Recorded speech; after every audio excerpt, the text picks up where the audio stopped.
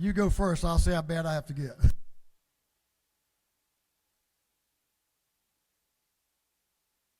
Members will please take your seats. We're getting ready to take up a supplemental local calendar. Supplemental local calendar.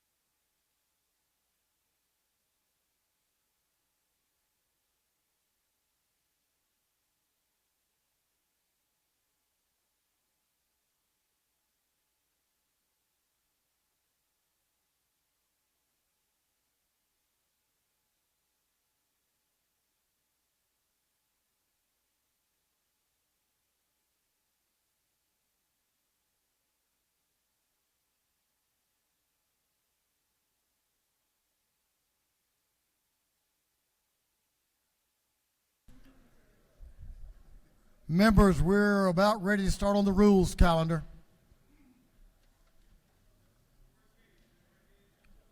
Starting on the rules calendar.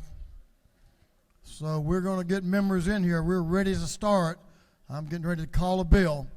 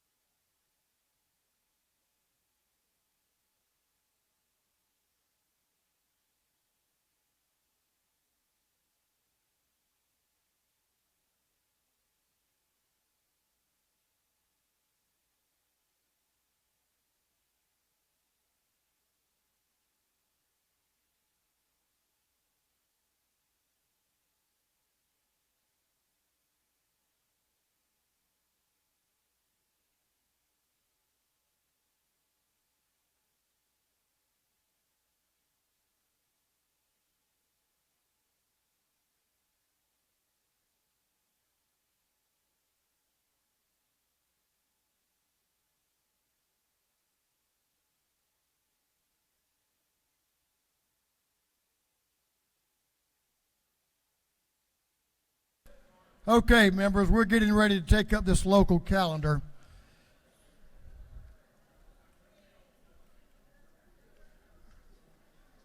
Since there's only one bill on the local calendar, we'll vote on it as a whole.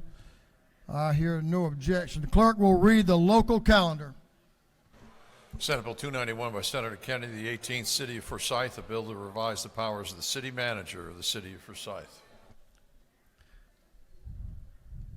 Is there any objection to the previous question being ordered on the local calendar? The chair hears none. The previous question is ordered. Is there any objection to agreeing to the report of the committee, which was favorable to the passage of the bills? The chair hears none. The report of the committee is agreed to. Shall these bills now pass? All those in favor of the passage of the bills on the local calendar will vote yes. All those opposed will vote no. And the clerk will unlock the machines.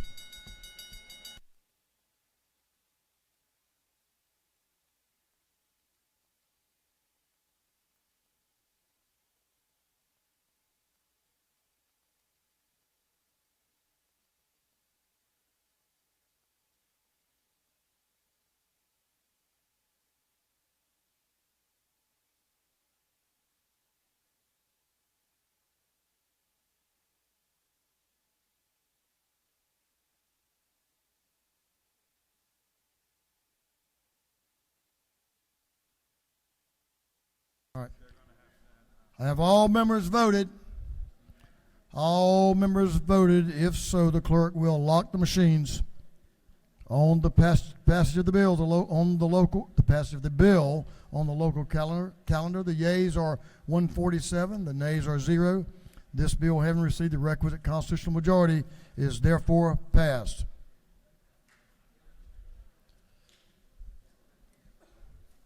Representative Gaines is recognized for a motion. Thank you, Mr. Speaker. I move that the House insist on its position on Senate Bill 63 and a committee of conference be appointed. Mr. Clerk, will you read the caption? Senate Bill 63 by Senator Robertson, the 29th, to be entitled Act to amend Chapter 60, Title 17 of the Official Code of Georgia annotated relating to bonds.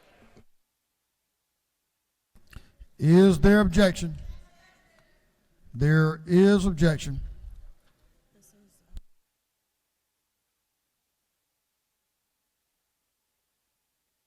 Gentleman move.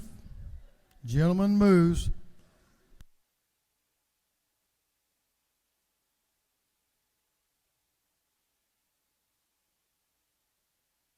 Okay, here we go. All those in favor of the motion that the House insist on its position to SB 63 and that a committee of conference be appointed will vote yes. Those opposed will vote no. And the clerk will unlock the machines.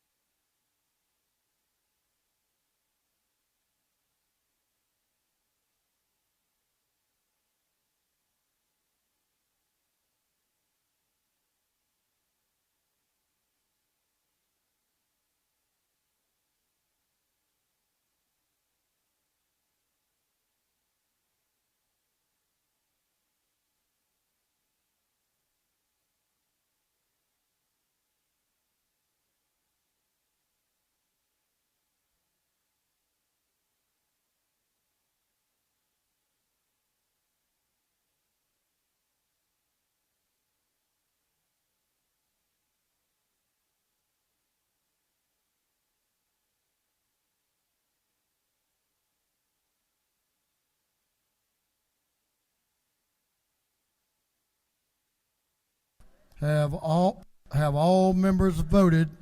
If so, the clerk will lock the machine.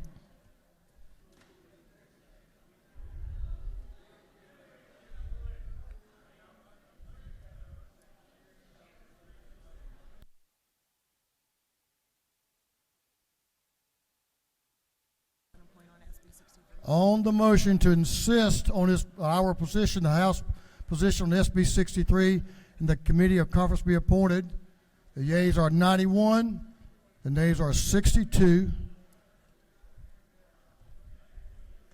The motion carries, and the House has insisted. The chair appoints Representative Gaines, Leader Estration, and Chairman Collins as a committee of conference on SB 63.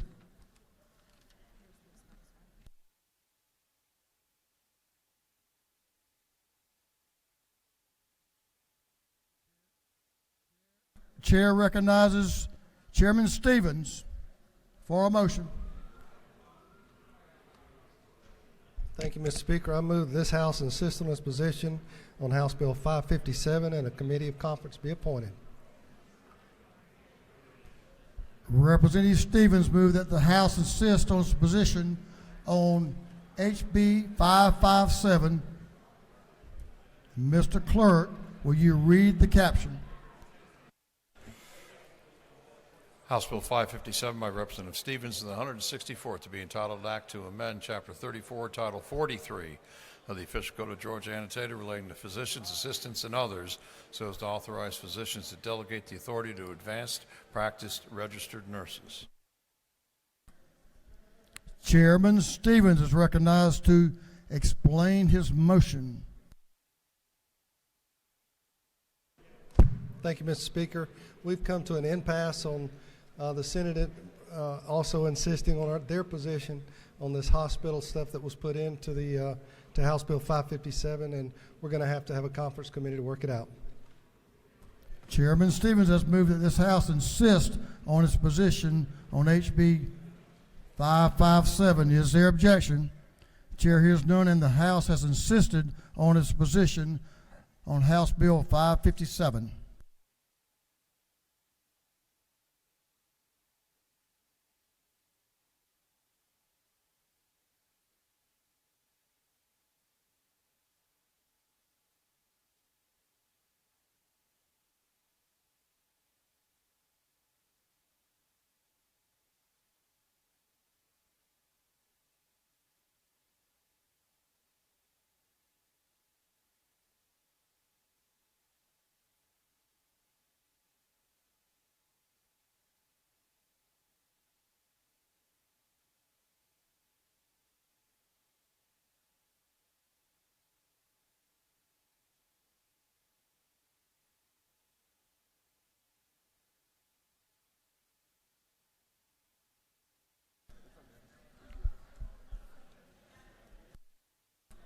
Okay, we're moving on to the rules calendar, our last supplemental rules calendar. Mr. Clerk, will you read the caption to Senate Bill 233? 233. Senate Bill 233 by Senator Donizell, the 27th, to be entitled Act to Suspend just for a moment, Mr. Clerk.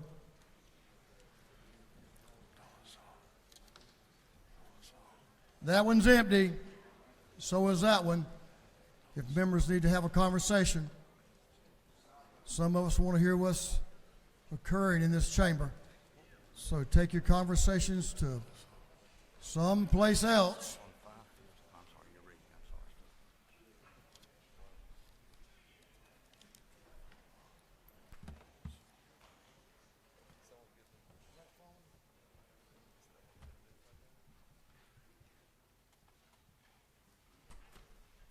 Please continue, Mr. Clerk. Senate Bill 233 by Senator Donizell of the 27th to be entitled an Act to amend Title 20 of the Official Code of Georgia Annotated relating to education so as to provide for the establishment of promised scholarship accounts to be funded by the state in the amount of $6,000 per school year. Thank you, Mr. Clerk.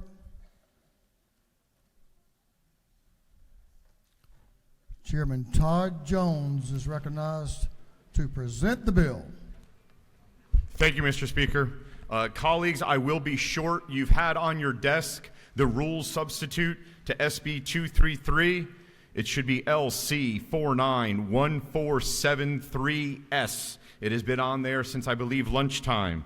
Effectively, the two changes in the rule substitute, if I could point you to lines 187 to 196, you will see that we now provide for the scholarship amount to float with the QBE funding and austerity cuts. So for instance, if the QBE drops by 10% and there's an austerity cut of 5%, the promised scholarship amount will reduce in that exact amount, which would be 15%. The second part of the amendment, if I could turn you to 344 to 353,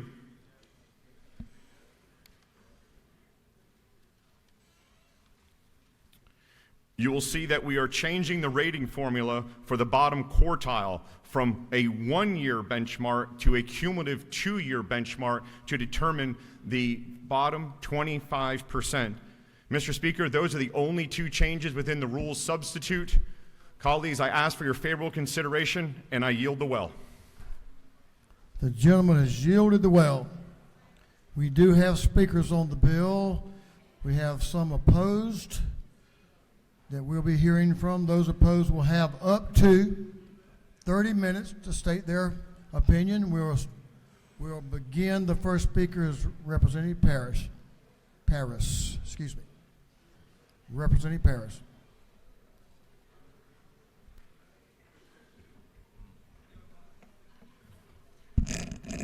Thank you, Mr. Speaker. Well, here we are again, SB 233. You know, if it was such a great bill, we wouldn't have to be going through this. You know, I've heard a great deal of talk from members of this body who are supporting this bill about how we must do all we can to protect our most vulnerable citizens. This bill does nothing but perpetuate the gross inequities that have existed in our state's educational system for far too long. We have 250,000 children in our state who are living below the poverty level, which in and of itself causes trauma. In my county of Macon-Bibb alone, over 1/3 of the children enrolled in our public school system live below the poverty level. And while we have countless private schools in Macon, those kids, I know the trick is to say, well, if 6,500 is not enough, let's raise it up to 10,000. That's not the answer. That's making it worse. That's not what we're elected to do. We're elected to make things better for the people that we serve. Maybe if we spent as much time and resources on addressing the root issues related to student achievement in our state, like getting the reading level, getting literacy taken care of, maybe then we might begin to see some real progress. Schools educating Georgia's most impoverished students are offered no additional state money to address the needs created by poverty. Georgia is only one of 6 states without the funding. SB 233 does nothing to address the real problems our children are facing. From a business standpoint, this bill will further exasperate the workforce crisis we are facing in our state by diverting funds away from our public schools.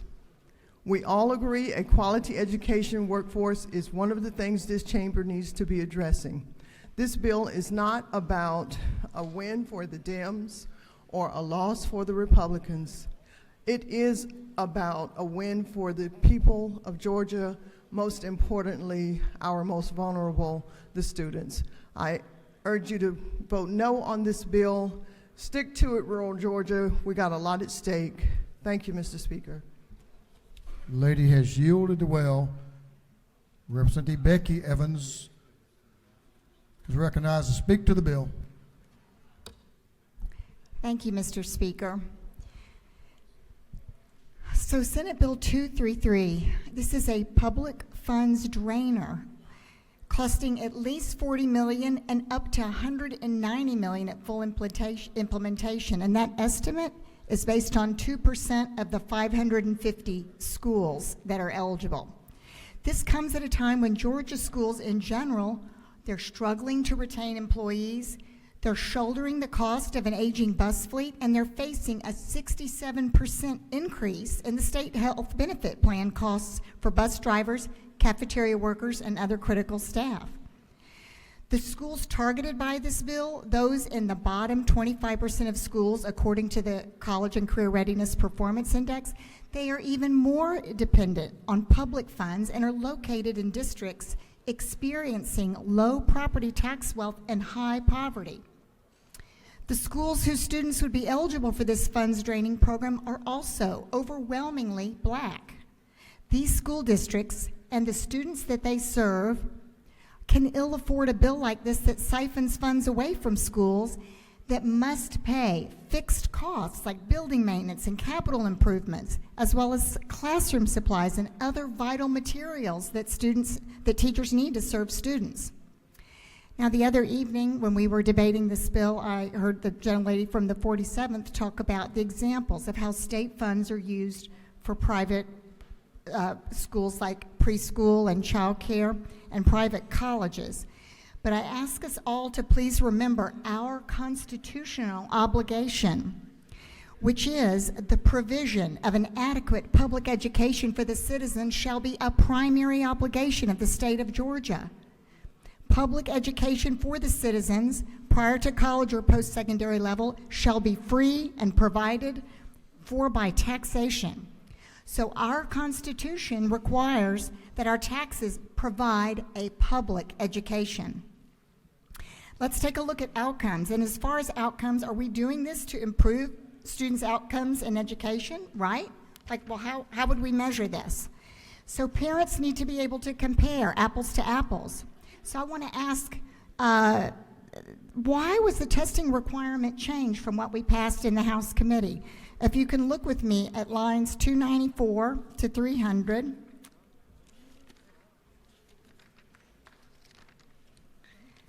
On 294 to 300, it says, in order to allow parents and taxpayers to measure the achievements of the program, the Commission shall approve no fewer than 3 nationally norm reference tests that measure student academic progress in math and language arts. Private schools enrolling participating students shall ensure that at least one of the following is administered each school year to each participating student: a nationally norm reference test approved by the Commission or a statewide assessment administered if such participating student is enrolled in a grade for which such statewide assessment is administered. So basically, I don't think that's fair, because parents need to be able to look at their outcomes, apples to apples, and these schools participating have a choice. So I don't understand why we removed that testing requirement for all of the schools to take the state test. I also want to talk about choice. We've worked so hard, and we're providing such great innovation in many of our schools, and we're providing choice in our public schools, magnet schools, theme schools, local charter schools, state charter schools, and of course our wonderful community schools. And we just passed legislation this evening creating the non-traditional completion schools to build on the successes of Mountain Ed, Coastal Plain, and Foothills, to bring those schools to other areas of the state. We do not need another choice of private schools. And as for cost, so we don't have an estimate. We know it's according to what we're going to provide in the budget. But I've heard some of my colleagues talk about, I think it'll only be 500 students. And I'm like, I'm having a very hard time believing that, because there are 550 eligible schools. So 500 students times 650, that's like 3,250,000. But we have examples from these other states where they're spending 200 million, 240 million. And I would like for us all to go to lines 344 through 350. And this is something I was talking with another colleague about that I think is a very important point.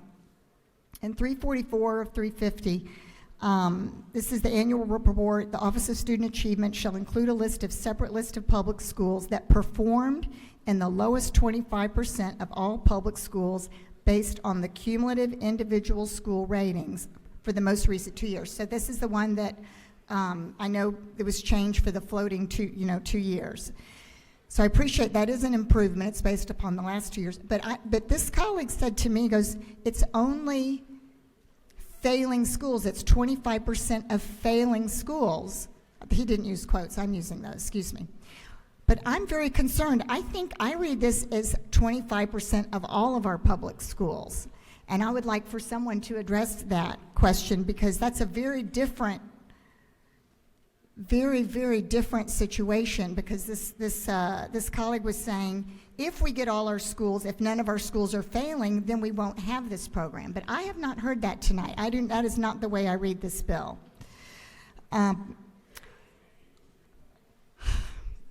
So, what I'm saying is, if this opens, we're opening ourselves up to funding private schools, and what if this will be hundreds of millions of dollars? These private schools will divert scarce resources from public schools. These private schools do not improve student outcomes, and one of our other colleagues have something on your desk, showing you about these studies, these evidence-based studies that have shown that they don't improve outcomes. They provide fewer protections against discrimination for students, and these vouchers exacerbate school segregation. I am very concerned that we're opening a Pandora's box where these vouchers will lead to a significant threat to our public schools. I ask you to please join me and vote no on Senate Bill 233. Thank you, Mr. Speaker. I yield the well. The lady has yielded the well.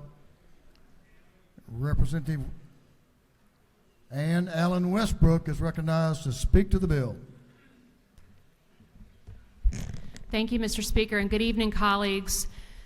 I know we have a lot of thoughts on this bill. We have debated it pretty substantively so far, and I know there aren't many persuadable people left in this room, but I truly believe there are a few, and y'all are the ones I'm talking to, because this really is so important. As I was thinking about what I wanted to say tonight, in my brief remarks, I promise, the Bible verse that kept coming to me was the story of Jesus being asked, "Who's my neighbor?" And of course, we know the answer to that question is everyone, every single one of us.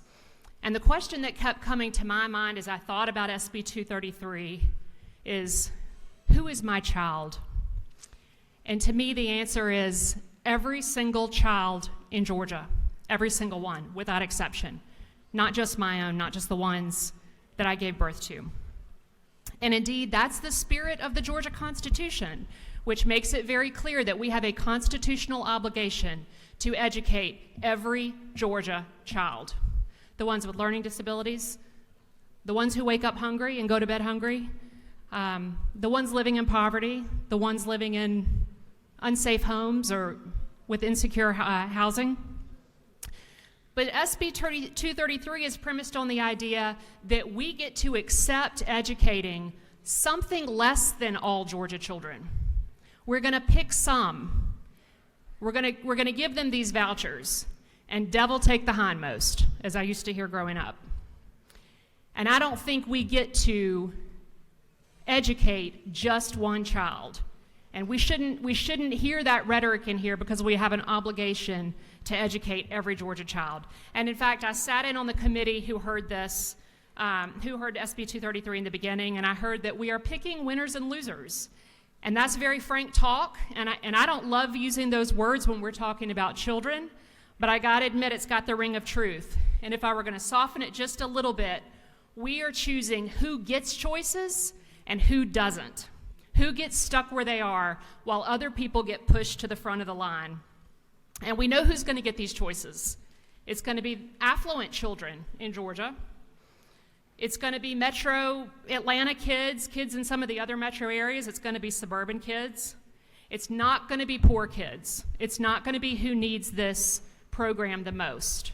And it's not going to be rural kids, because many of our counties don't have a single private school and can't take advantage of this program. So I believe that we are picking some and choosing to leave others behind, and in particular with poor children, and that's my particular concern given the district I represent. We know that poor children are most likely to be in underperforming schools, and we also know that their families do not have the resources to make up the difference in tuition that this voucher is not going to cover. So that's who I'm thinking of as I stand here tonight. And I want to talk a little bit about choice, and I want to offer a cautionary tale to some of you. Again, I think most minds are made up, but a few of y'all in here, you're the ones I'm talking to with this. I will offer you a cautionary tale of my home of Savannah, where some families decided in the 50s and the 60s that they wanted more choices. They wanted different choices than the public schools in Savannah. And I don't probably need to remind you what was going on then, but I'll give you a little hint. The 1954 decision of Brown versus Board of Education caused a lot of families to decide, you know what, I think we need a different choice. And so many private schools were started. Most to this day, you can drive through town and you can see founded 1955, founded 1961. And we have lots of those private schools still around today. Some of them closed and new ones opened. And I want to be clear here, our school board does a wonderful, wonderful job. We've been working as a community for more than 50 years to try to claw our way back from those choices that were made back in the 50s and the 60s. And we have many choices. We have those private schools I talked about. We have public choice schools. We have public charter schools. We have zoned neighborhood schools. There is no shortage of choice in my community where I live. But I'll tell you what has not budged, and that is our persistent rates of poverty. Choice schools have not solved that problem. They haven't even made a dent in that problem. 42% of our children live in poverty. 64% of children in Savannah-Chatham County Public School System qualify for free and reduced lunch. Our poverty in Savannah remains 41% higher than the rest of the state and 57% higher than the rest of the United States. So again, I'm talking to you few folks out there who might still be thinking about this and still considering this. And I want to tell you, buyer beware.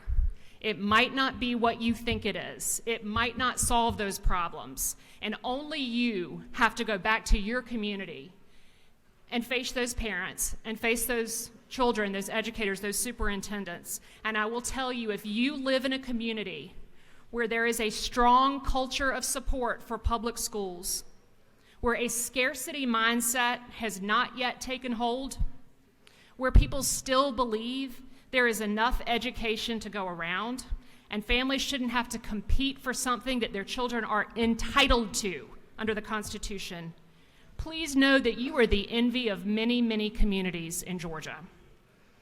Please consider very carefully whether you want to open the door to this bill that will undermine those schools you have that are bedrocks of your community right now.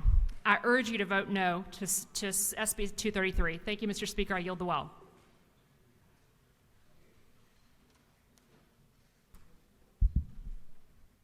The lady has yielded the well.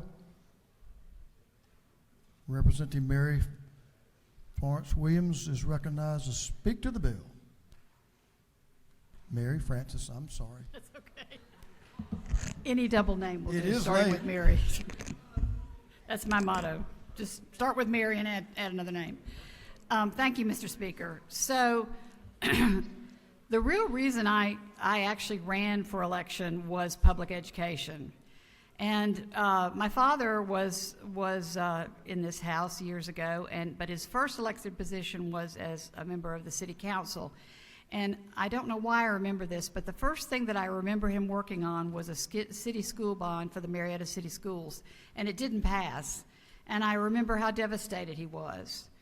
And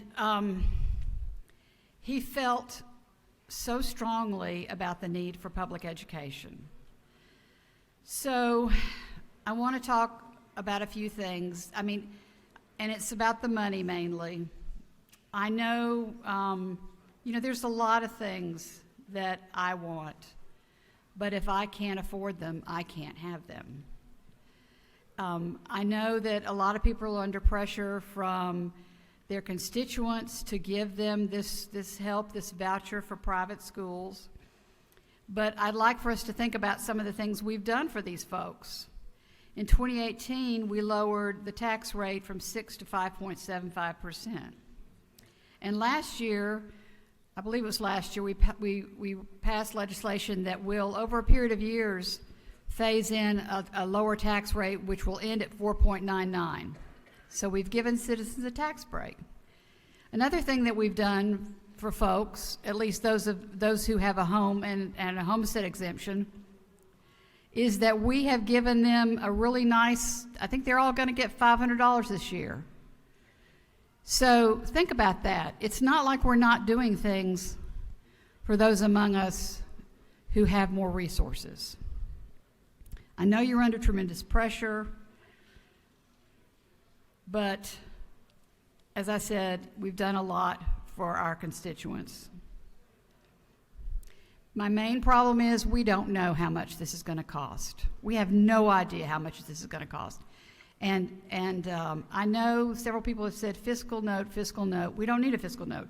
Well, actually, I went and looked up the code section about the fiscal note, and I'd like to share with you that code section 28-5-42 actually says that introduction of bills having significant impact upon anticipated revenues or expenditures furnishing a fiscal notes. Any bill having a significant impact on the anticipated revenue or expenditure level of any state department, bureau, board, council, commerce, et cetera, or state agency must be introduced no later than the 20th day of the session. It goes on to say that they are done from the Office of Planning and Budget and the Department of Audits and Accounts.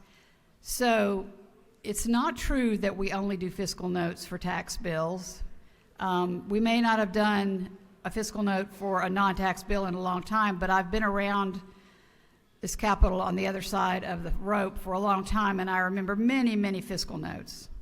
It's not unusual to have a fiscal note, and we used to have them all the time. And I can't find anything in recent case law to indicate that we no longer have fiscal notes for anything but tax bills. So, I mean, I don't know about you, but I think we deserve a fiscal note. I mean, if we're going to spend hundreds of millions of dollars, which, I mean, we all know that we are. Let's just be honest with ourselves. We know that we are. And maybe that's okay with you, and I get that. One other thing, this is a $6,000 voucher, and we've talked a lot about how this is just going to help poor people, disadvantaged children. It's going to help them get into these private schools. Well, I've had a pretty good income over the years. I was a single mom, but I did okay. And I'm a huge supporter of public education, but there have been a couple of times when one of my boys was really struggling, and I thought, gosh, I wish I could, put him in private school, get some of these problems worked out. But you know what? $6,000 wouldn't touch any private school in Marietta or Cobb, and I didn't have the rest of the money for tuition at any of the really excellent private schools in Cobb or Marietta. So if a upper middle class mom, could not afford to even take advantage of one of these vouchers, whether I wanted to or not, what makes us really think? I mean, we know this. We know this. What makes us think that poor and disadvantaged families are going to be able to take advantage of this? It's okay if you don't care about that, but don't pretend that it will benefit them, and don't pretend that it won't cost a lot of money, and don't pretend that we can afford it. Thank you, Mr. Speaker. I yield the well. The lady has yielded the well. That concludes all of our speakers opposed to the bill. So we're going to move on to the next phase. Is there any objection to the previous question being ordered? The chair hears none. The previous question is ordered. There is a minority report. The minority report and the chairman's time will have up to 20 minutes each.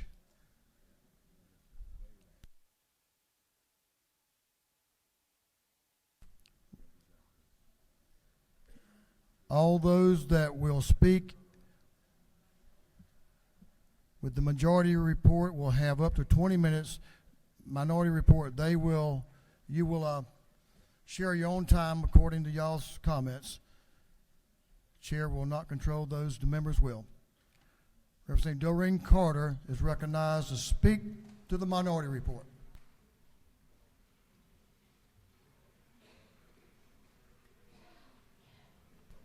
Representative Carter. Good evening. Thank you, Mr. Speaker. Here we go again. And you know, this time we laid it on the table. We took it off the table. We sent it back to rules. We amended it. And actually, the amendment made it worse. Listen, I heard somebody say early last week when we were talking about this bill, the definition of insanity is doing the same thing and expecting a different result.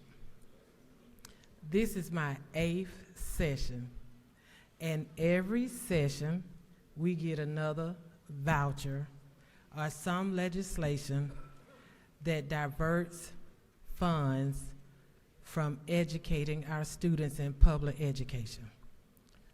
Let's just do something different. Let's put the energy into fixing what needs to be fixed in our public schools, correcting that so that we don't have to come back every year to try to find a different scheme, to find another way for people who have resources to divert funds in the name of assisting those who don't have the resources.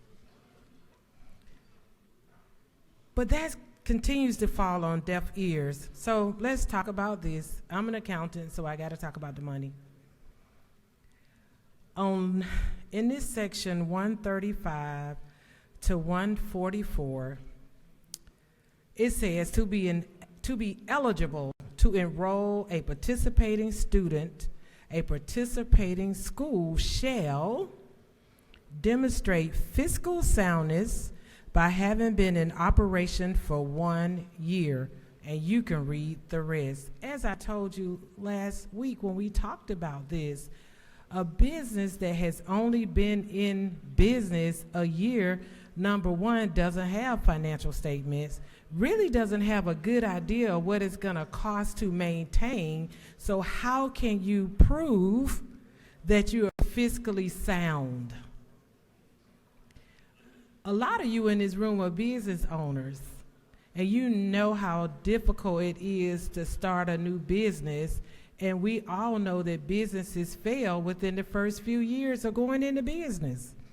So if we were going to do an amendment on this bill because somehow you guys, somebody's really committed to sending these vouchers, then maybe we should have changed that 1 year to 3. So at least the youngest entity that we're going to send the kids to, we could at least see that they are possibly sound, because in a year you can't tell that they're sound. You don't even know what it's going to cost to manage your business for real, because you don't know really who's going to come to that school. So how can we really in good conscience say that we are going to send our kids that are in the lowest 25% of schools in Georgia to a private school that's been in operation a year and say that they're fiscally sound? Guys, please vote no. This bill is not going to help the students in the lowest 25%. And I'll close what I started. The definition of insanity is doing the same thing, expecting a different result. Let's stop finding schemes to siphon money from public schools, and let's put the money where it needs to be so that we can educate the children in the seats. Please vote no. Mr. Speaker, I yield the well. The lady has yielded the well. Representative Stacey Evans is recognized to speak to the bill. Thank you, Mr. Speaker. Ladies and gentlemen, I'm asking you, as part of the minority report, to vote no on Senate Bill 233. But I want to talk a little bit about where I come from on this, which I think is where a lot of you in here may sit too, struggling with two thoughts at the same time. One being that you believe in public education, and you know that it's the great equalizer, and you know it's how our kids have a chance in this thing called life. It's the one thing that can make up for not winning the lottery of life, not having parents that went to school, not having parents perhaps that value education, whatever your lot in life is, an education can change everything. Everything. And you know that, and you want to support public school with all your might, but you also hold a thought in your head that what we're doing seems to be failing some of our students. And so you're desperate to do something. I sit there too, and I get desperate to do things, and I have supported what I thought were good school reform efforts over my time here, some that angered some back home, some that angered members of my party, and I was willing to take that heat because I want to do something, and the status quo is not working. But sometimes we have to restrain with our overwhelming desire to do good. That's why we're here. We want to do things. We want to do something. We want to try. This is not a good step toward trying. This rips away from public schools without helping those kids that we know are struggling. So this is not the way forward. We have things we can do, and I know so many people in here want to do it. I've talked to many of you on both sides of the aisle. What we're really struggling to do in this state, and what we know will make all the difference in the world, is just get our kids to read. So what if we took the money, whatever the magic number is that this bill is going to cost, which we still don't know, what if we took that money and for these bottom quartile of schools that we're worried about, let's invade those schools with reading tutors. How about that? The kids don't have to find transportation to get to another place. Mom and dad don't have to worry that they're going to lose their ability to play on the sports team or whatever after school activities that they had access to for free at the public school that they'll now probably have to pay for at a private school. And we're getting them the intervention. We can do that. There's nothing that stops us from doing it. Those are the kind of reforms. There's a couple of nuts and bolts on this bill that I just want to hit on. Some have talked about it already. $6,500, y'all, that is not going to cut it. I've heard from some in here that, oh, yeah, I've heard anecdotally there's one or two schools that the tuition is $5,500 or whatever. Far, few, and in between. And where kids are really struggling, mom and dad, I am certain, are working and getting a kid across town to a school without a school bus when mom and dad don't have great control over their schedule and don't have money to hire babysitters and nannies. It just ain't going to happen. $6,500 is not going to cut it. And I know we amended the bill in rules to make sure that $6,500 can go down if we cut QBE. Well, guess what that brings to these kids that are already struggling? Uncertainty. Even if that $6,500 was enough to get them in the door, then next year we cut it to $5,000? Where are they going to make up the difference? We're not going to help anyone. I also have this very real fear that there will be schools that pop up at this price point. And I know we've got this little thing in there that says they have to be in business for a year, and even if they're not in business for a year, they file this report. Well, that says if you're good at paperwork, you can get in and get this government contract to get students at $6,500 a pop. That is not responsible when our number one obligation is to take care of kids. That is reckless malpractice, ladies and gentlemen. I know that you worry about our babies and you don't want to subject them to fly-by-night schools. Why not take an overhaul of QBE? Why not these reading tutor interventions? And here's a very simple, small question, even for this bill. If it's really just about helping kids getting out of struggling schools and not just about filling up the private schools with more money, why don't we allow these babies to transfer to other public schools? Why can't we take that $6,500 and shift it over to another school that's doing better? Ask yourselves that, because I know a lot of y'all are struggling with this. This is not our answer. Education is screaming, begging for us to do something big. Didn't y'all come here to do something big? I know I did. If we're not going to do something big on education, what are we doing? Think about what we've talked about, ladies and gentlemen. We've been spinning our wheels on so many things this session. What is the big idea? We've done big things here before. We created hope, and we became a model for the Southeast and the country. We took big, bold steps on transportation infrastructure. We took even bolder steps on addressing mental health. We know how to do big things, and that's what we should be doing. Not leaf blowers and micromanaging county commissioners. Let's do big things for our kids, not this piecemeal, nothing that maybe makes a couple people feel good, but really doesn't help anybody do anything and should not satisfy the thirst that I know all of you have to help our kids. Please vote no on Senate Bill 233. Thank you, and I yield the well. The lady has yielded the well. Representative Wilkerson is recognized to speak to the bill. The gentleman's recognized. Thank you, Mr. Speaker. How much time? 9 minutes? Okay, I won't need that long.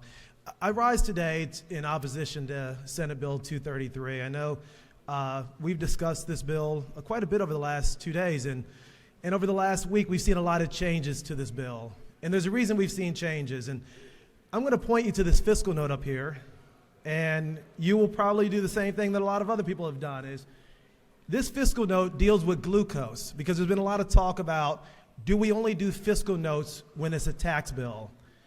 We do fiscal notes by state law 28-5-42 whenever there's expected revenue increase or decrease. So let me say that again. 28-5-42 says whenever there's an expected increase or decrease in state revenue, we do a fiscal note.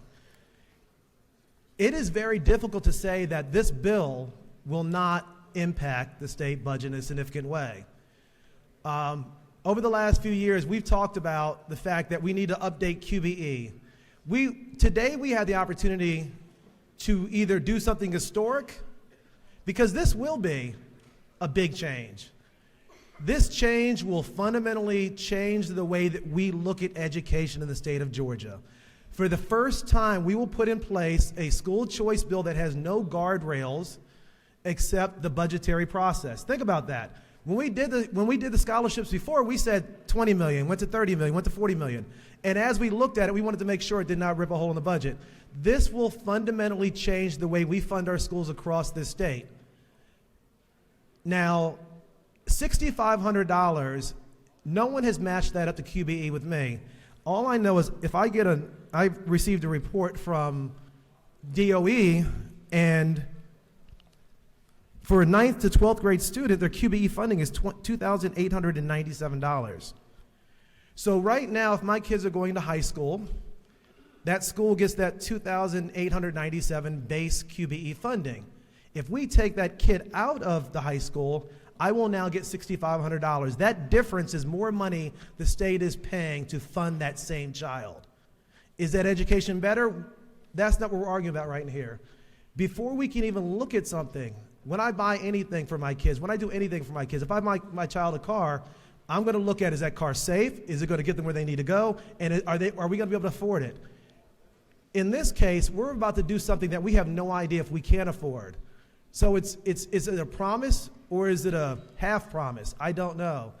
So like my colleagues, we've seen the maps across the state whether kids will have access to this. That we don't know, because a lot of areas don't have it in the rural areas. We've talked about, should we fund literacy programs? I think we've put some of that in the budget. Should we fund poverty, which we don't do? But the one thing that we don't know is we are about to open up our wallet with having no idea what that bill is going to look like. We are signing a gym membership that we can never get out of. Now, y'all know what I'm talking about. You go to the gym, you sign up, you think want to get in shape, you think you're going to look great, you're going to look great in the summer, and by the end of February, unless you're some of the representatives that are hitting that gym every morning, you're like most of us, you're paying a contract for many years that you have no idea that you signed it and that you can't get out of it.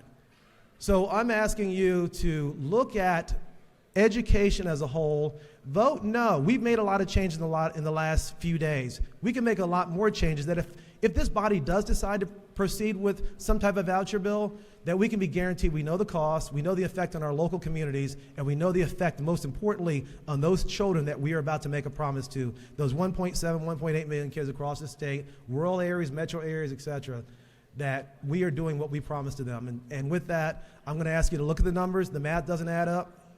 A bunch of accountants told you that. We ask you to take a look at it, and we ask you to vote no. And with that, I'll yield the well. Thank you. The gentleman has yielded the well. That concludes the time for the minority report. Now we'll hear from the chairman of the committee from which the legislation came, the chair of the Education Committee, Chairman Chris Irwin. Chairman Irwin's recognized. Thank you, Mr. Speaker. I will yield the chairman time to Pro Tem Jones, if that's okay, Mr. Speaker. That's fine.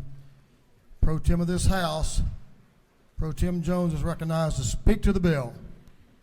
Well, thank you, Mr. Chairman. Thank you, Speaker. I'm just going to make a few comments because I think we have pretty much fully debated the bill, but I did have to correct some perhaps some who weren't fully aware what is in the bill. Let's see. First, I heard we're elected to make things better for the people we represent. Well, why don't you ask what your constituents want? Because when you poll them, it is overwhelmingly that Democrats, independents, Republicans, and minority voters in particular actually would like the opportunity to decide for themselves. Trust your constituents if they want this option. Do you know better than what your people want? So if no one wants a voucher, then no problem. Guess what the appropriation will be? 0.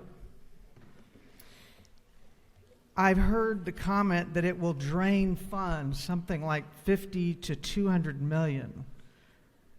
We're about to vote on a budget tonight.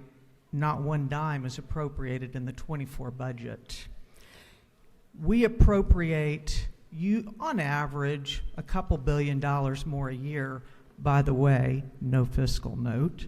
A couple $1 billion more than what we appropriated the year before.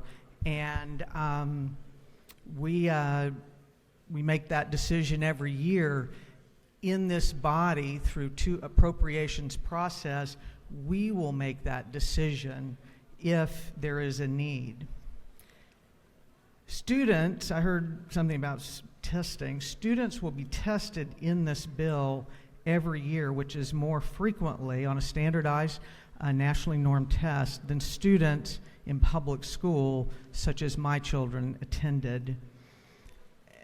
I'm thinking back to the comments about the Constitution and how we're required to offer an adequate education. I'm very familiar with the Constitution on education because I changed it, or at least I initiated the change in 2012 to allow the state to authorize state charter schools.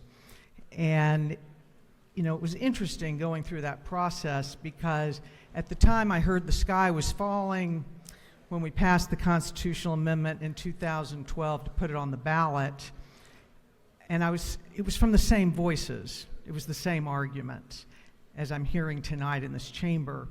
It will hurt rural Georgia. It will divert dollars away from public schools. It won't help poor students. Well, you know what? 10 years later, the sky didn't fall, and more minority and low-income students attend charter schools, state-authorized charter schools that, by the way, by and large, do not offer transportation. The parents find a way to get their children in those schools. And what was really interesting when I evaluated all 180 state house districts, every single house district approved it in a Democrat district. In fact, the county with the highest approval rating of that constitutional amendment to allow the state to authorize state charter schools was Clayton County. Every single member that represented Clayton County, House and Democrat voted against it, and 71% of the people, our voters, 71% of the voters in Clayton County approved it. They have a booming charter school now, one that the public school system fought tooth and nail to keep from ever approving. And I keep hearing, I guess this is the year of using the phrase rural when you're trying to convince someone to vote against something. Since we passed that charter school amendment, here are a few of the state-approved charter schools that I was told would never open in rural Georgia. The Baconton Charter, serving Mitchell, Lee, Dougherty, Baker, and Worth. The Cherokee Charter Academy, serving Cherokee, Cobb, Pickens, Bartow, Cartersville, and Marietta. The Coweta Charter Academy, serving Coweta. Another one in Coweta, one in Sumter, another one serving Richmond, another one serving Fayette. The Petula Charter School, which I visited, serving Baker, Clay, Calhoun, Early, and Roundolph. Another one serving Lowndes County. Here's another one serving Randolph. Here's another one serving Decatur, Miller, Seminole, and here's another one serving Bullock. Many of these counties are lower income counties, and guess what, folks? They sometimes want options too. It's not a rejection of the traditional public schools. Not every child learns the same. But if no one wants options, that's okay. If no one wants a state authorized charter school, I'm fine with it closing. I also heard the argument years ago, well, we can't let kids go to schools that have only been open a year. Well, guess what? The state authorized charter schools, when they open, you know how long they've been open?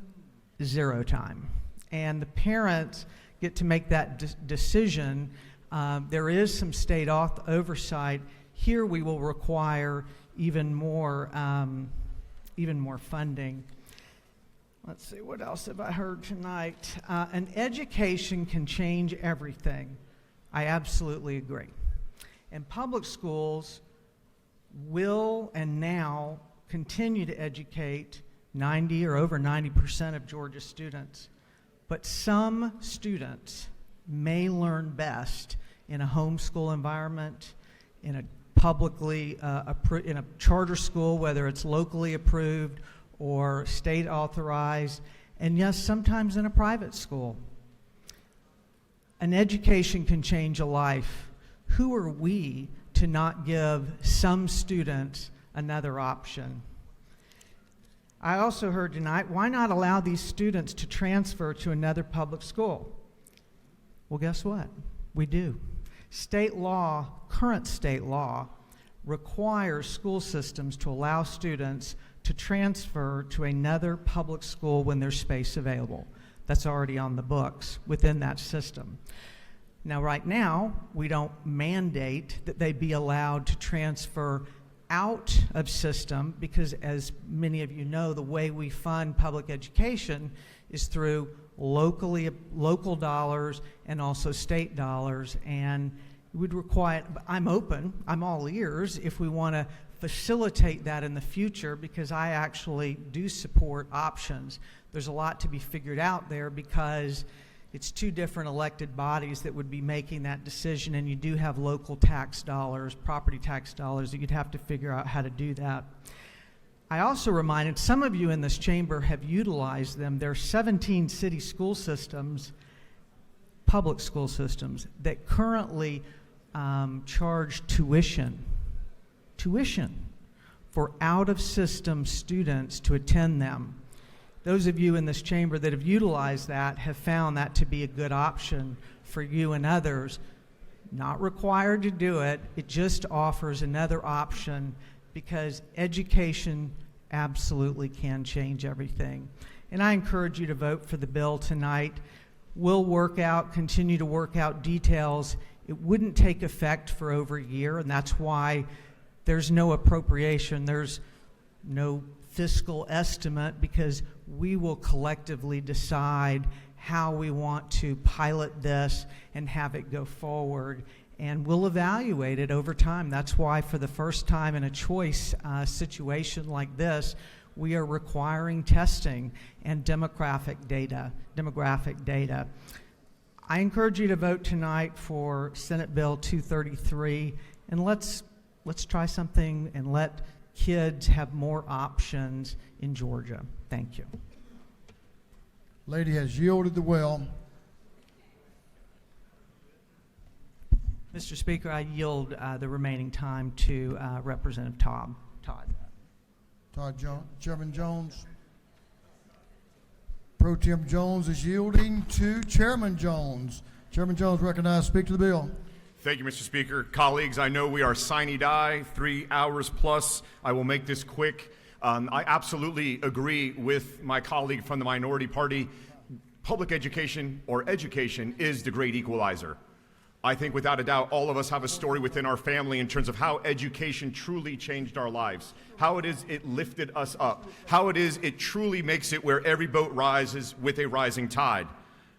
But the one thing I didn't hear is the only piece of the metric, the only piece of the rubric that matters: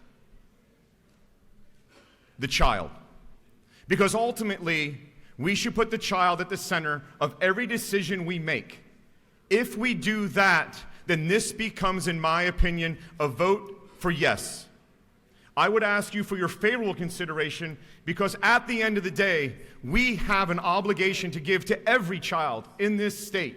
May they be at the best school, or may they be at one of the failing 25%. We must give them that option.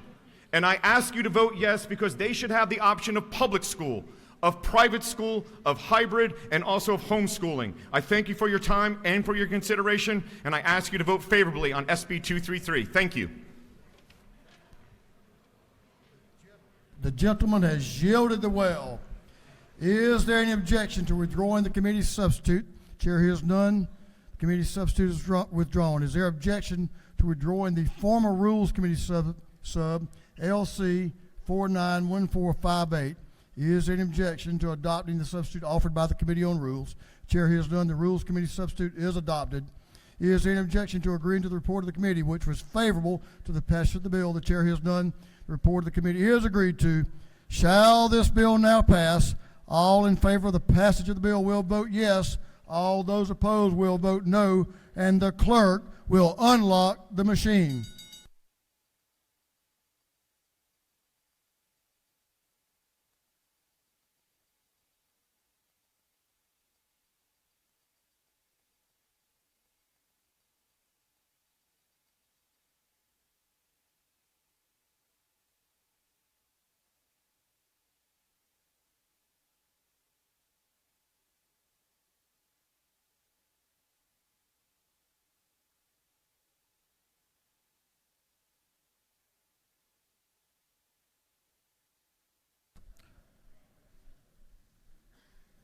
For what purpose does Representative Jason Ridley rise? Parliamentary inquiry. State your inquiry. Mr. Speaker, is it not true that there's a little boy from North Georgia that was taken by defects when he was 11 years old because he didn't had a rough childhood and had his daddy die at 14, and then his grandparents that raised him died at 19, and maybe if he'd had this right here, it'd been a little easier on him. I'm sure the gentleman knows of what he speaks, and he lived it. For what purpose does Representative Maynard rise? Parliamentary inquiry. State your inquiry. Is it not true that I left a lot of paper on each desk, and since I do believe in recycling, I want to remind everyone that if you don't read it, there are recycling bins, and you do not have to, I know there's a conspiracy to bring all the paper back to me. You don't need to do that. You can put it in the recycling bin. And is it not further true, Mr. Speaker, that the information that I left on your desk, it is all fact-driven from peer-reviewed scholarly resources. We cannot vote on issues unless it's actually based on factual data. And I further encourage everyone to find out what their school data is. What you have on your desk is my school data. But find out how your bottom 25% schools are failing, and hopefully you can help them. Thank you, Mr. Speaker. For what purpose is Representative Daniel rise? Did you have a parliamentary? Your light's on.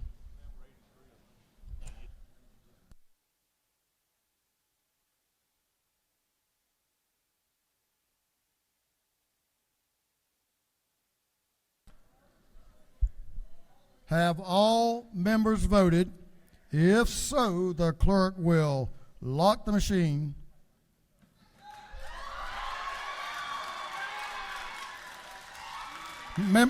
Members, this House will come to order. This House will come to order. On the passage of the bill, the yeas were 85, the nays were 89. The bill, having failed to receive the constitutional majority, is therefore failed. For what purpose is Representative Todd Jones rise? To make a motion?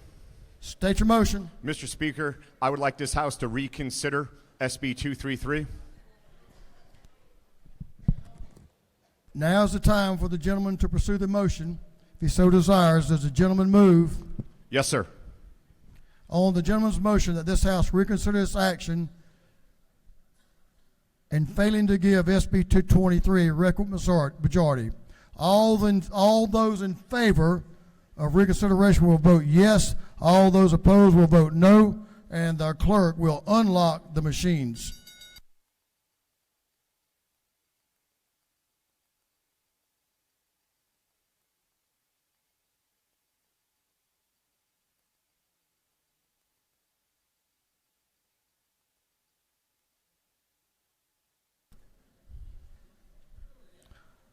Have all members voted? If so, the clerk will lock the machine. On the gentleman's motion, the yeas are 98, the nays are 73. The motion carries, and the House has reconsidered this motion. The bill will go back onto the calendar to be considered at a later date.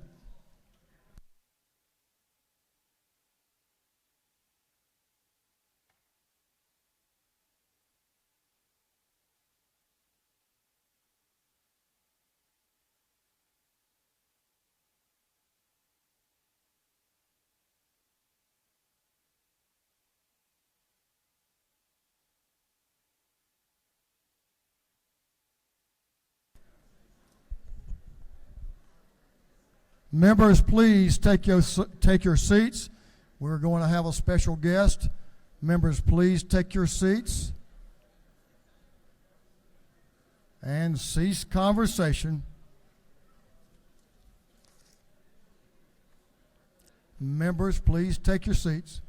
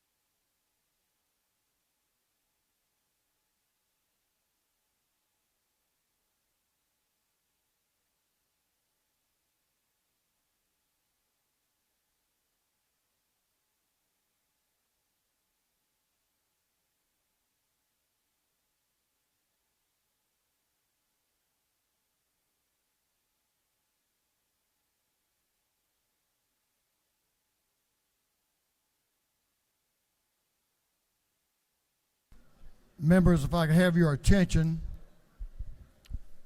I know y'all like it when the chair makes a misstep, so I'll admit that. This House insisted on its position on HB 557, and the chair failed to appoint the Committee of Conference on HB 557. This time I want to appoint the three conferees, Chairman Stevens, Chairman Parrish, and Pro Tem Jones as a Committee of Conference on HB 557.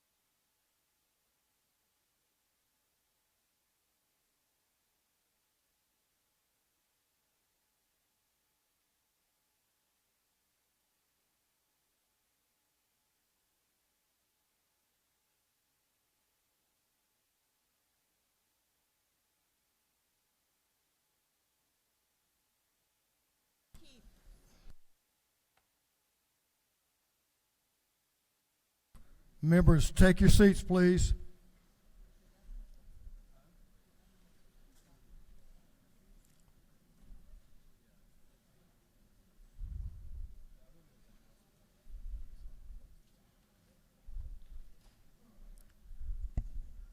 Mr. Doorkeeper. Mr. Speaker, the Honorable Brian P. Kemp, Governor of Georgia, awaits entrance to the House chambers. Mr. Doorkeeper, please allow the governor access to the House chamber.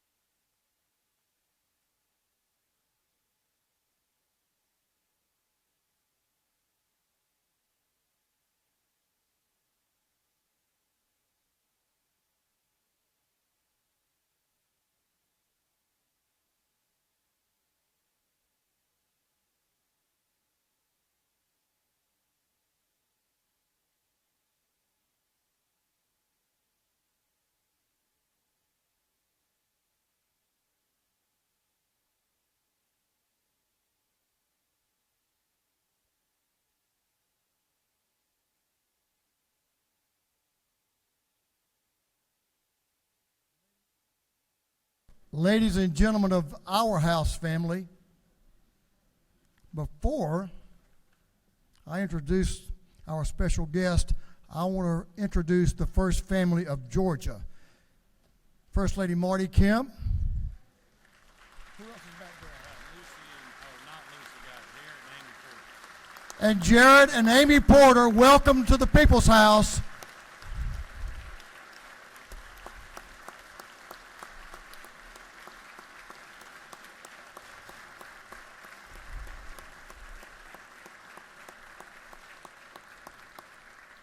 Y'all are welcome anytime, and you don't have to bring the governor, I can just tell you. Ladies and gentlemen of the House, it's been a good 39 3/4 days. It's been a few days since we heard from our governor from the state of the state. I just want to remind every one of us, I know you don't need reminding, and folks in the gallery, of how blessed we have to have a governor who stood for the people of this state. He stood on some very important issues in this state. He's worked very hard to represent the interest and the safety of all Georgians.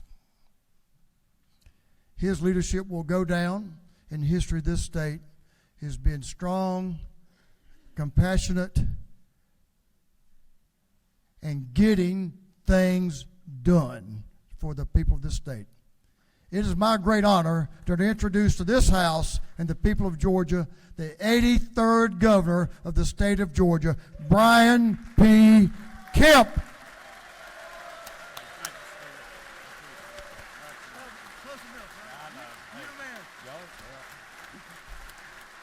Thank you, Speaker. Well, good evening, everyone. Thank you so much. Thank you, Speaker Burns. Thank you so much for having me in the People's House. Speaker Pro Tem Jones, Leader F. Strachan, Leader Beverly, and members of the People's House. First of all, I want to congratulate Speaker John Burns and the new House leadership for almost being at the goal line of finishing your first session. So congratulations.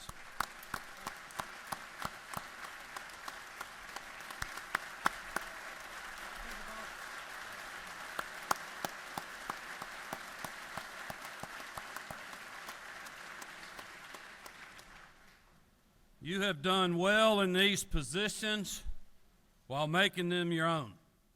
And I know that there's still a lot of work to do tonight, and I know you will appreciate that most of that needs to be done in the Senate.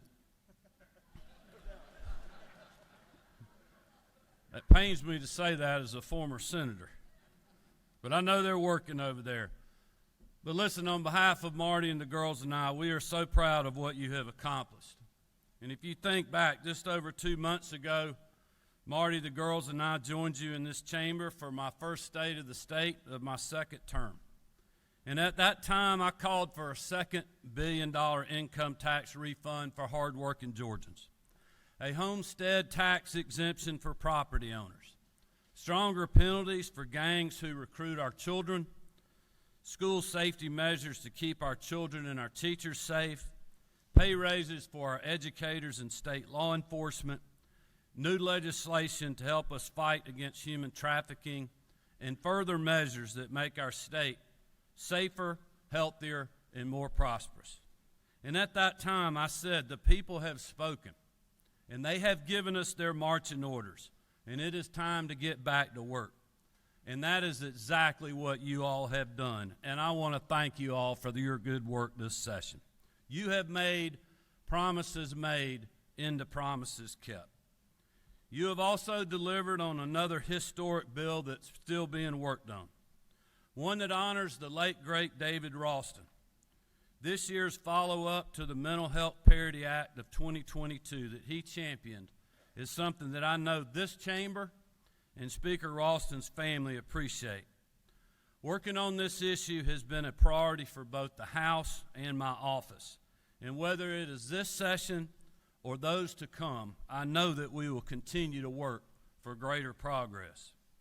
As we continue to work together on these and other matters, we will continue to keep a close eye on the financial clouds that are forming on the horizon. As you know, multiple economic indicators are warning us of an impending recession. It's something that has been long talked about and dreaded, but one that we need to prepare for. And as we head into these unknown challenges, it will be a time for us to continue working together, as we have done in the past, to budget conservatively, especially if we want to implement the historic tax cut that you passed and I signed into law last year. We will have difficult choices in the months and years ahead, driven by the strong winds of economic change. but seeing how you have handled the challenges of this session, I know we can do it successfully if we continue to work together. And in the remaining hours left in this session, I know that there is still work to do. And I want to encourage you, and I know that you will, keep up that good work. And please know that the entire Kemp family appreciates what you're doing for the great people of our state. I know that Marty is especially grateful for your continued unanimous and bipartisan support of her fight to end human trafficking in this state. And we thank you for that.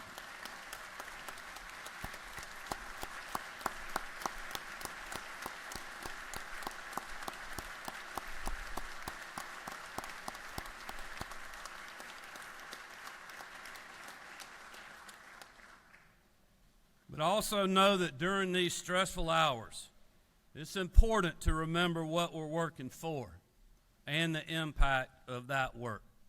Thank you again for the teamwork this session, and I hope you all enjoy a well-deserved break after sine die this evening. God bless you, and may God continue to bless this great state of Georgia. Thank you all very much.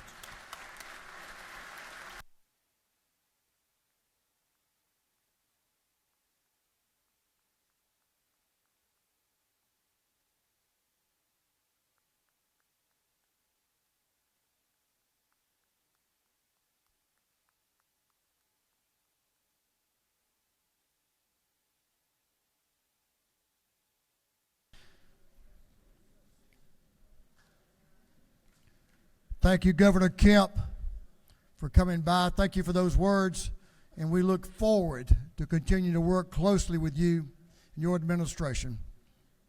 You're doing great work for the people of Georgia. Come back to the People's House.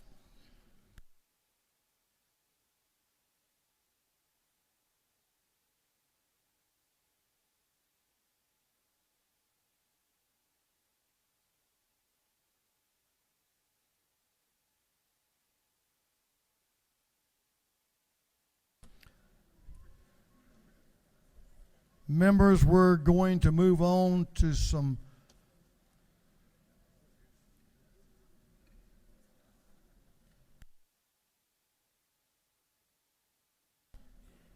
further actions. Representative Gamble is recognized for a motion. Mr. Speaker, I move that we insist on our position on Senate Bill 246. Mr. Clerk, will you read the caption? Senate Bill 246 by Senator Hodges is the third to be entitled an act to amend Chapter 10 of Title 49 of the Official Code of Georgia annotated relating to the Georgia Board of Health Care Workforce.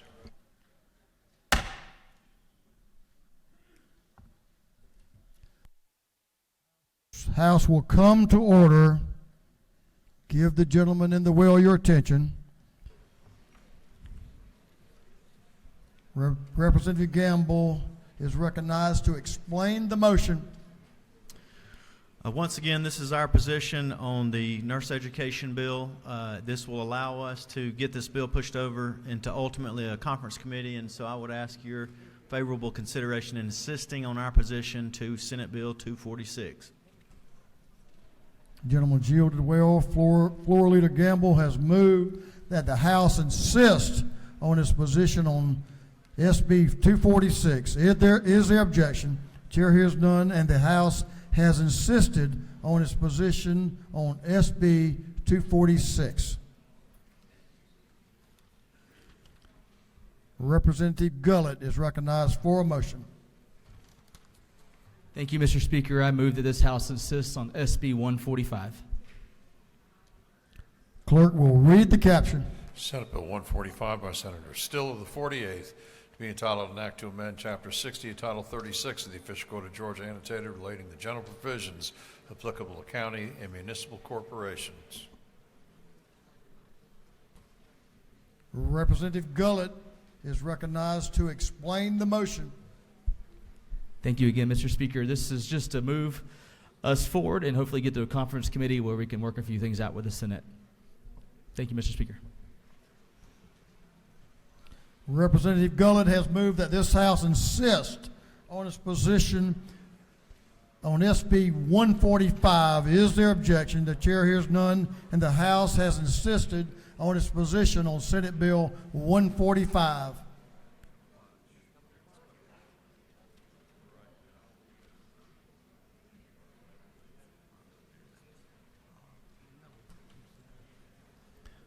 Representative Hilton is recognized for a motion. Thank you, Mr. Speaker. I rise to make a motion that the House agree to the Senate amendment to the House Senate Bill 23.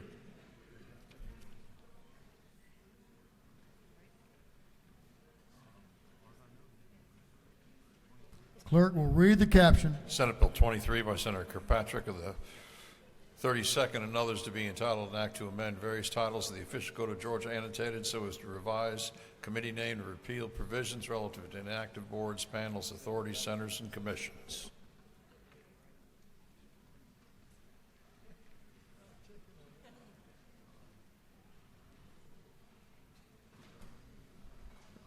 Representative Hilton is recognized to explain the Senate substitute amendment to the House sub. Thank you, Mr. Speaker. I am reading from AM 332042, placed on your desk earlier this afternoon. This is Senate Bill 23. I'm going to take you down memory lane a little bit. This is the bill that removes the old boards, commissions, and councils that are currently inactive.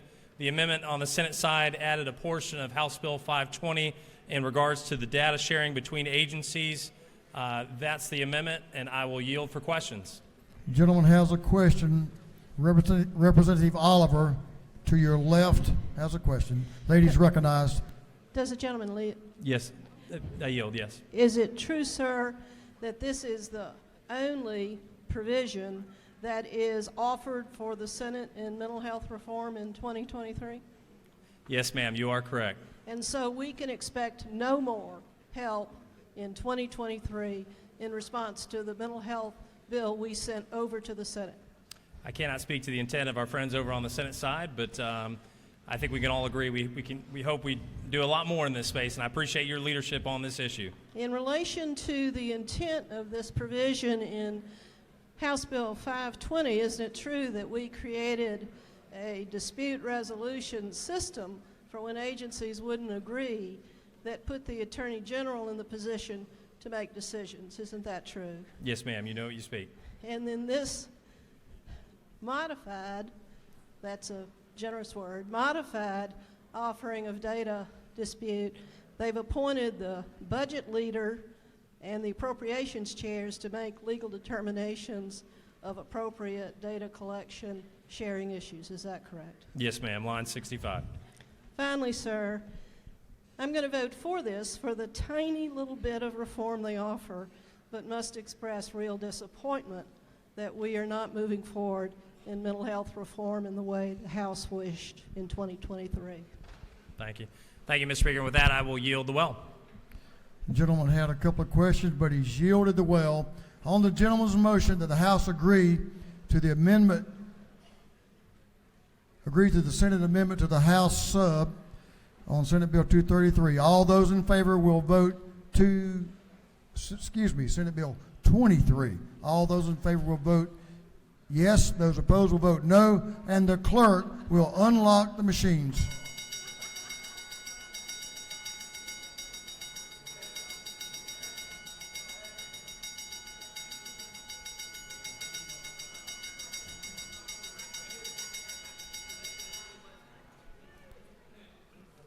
For what purpose does Representative Byrd rise?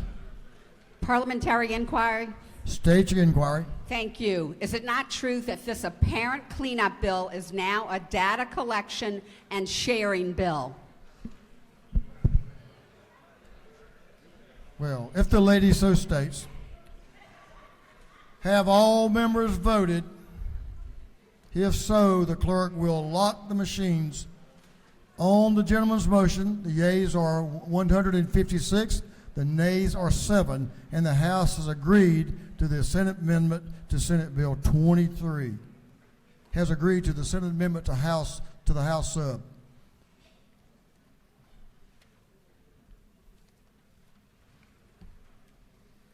Chair recognizes Chairman Martin for a motion.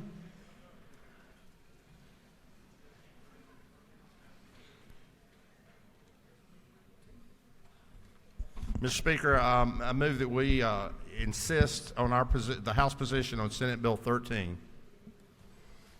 Clerk will read the caption. Senate Bill 13 by Senator Albers, the 56th, to be entitled an act to amend Code Section 913-161, 44-14-162, and 48-401 of the official code of Georgia Annotated relating to where and when sales under execution held and change of place of public sales by court order.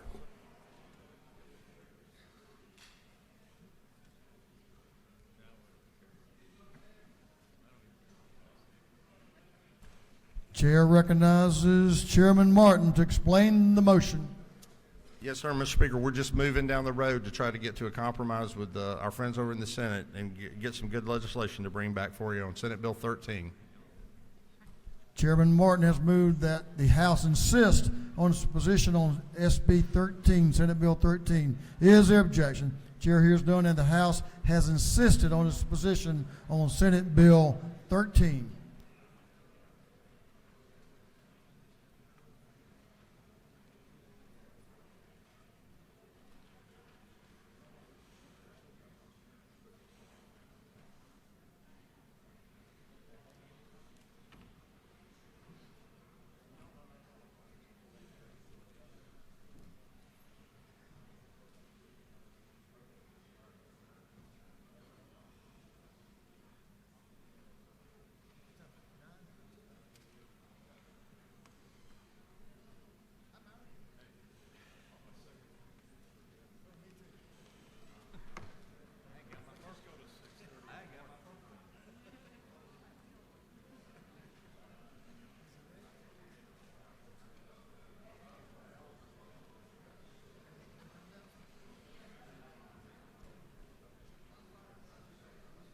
Chairman Smith, the chairman of rules, is recognized for an announcement.